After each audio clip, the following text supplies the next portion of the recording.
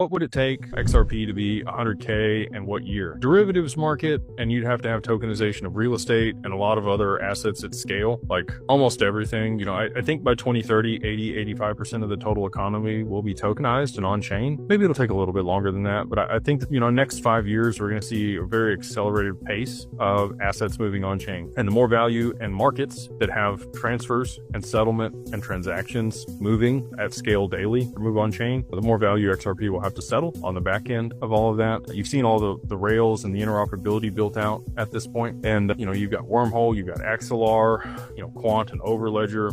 There's a lot of things that allow for interoperability between all these ecosystems and networks for the Internet of Value and distributed ledger tech to really do what it's supposed to do. So you need derivatives, you need real estate, some of the things that I think aren't going to happen at least for another couple of years. And once you have full clarity or visibility on all of the risk associated with derivatives and people can underwrite that and understand, where the problems are, I think you'll get a greater adoption of derivatives. Right now, you can't even quantify the derivatives market. It's somewhere between 400 trillion and $4 quadrillion.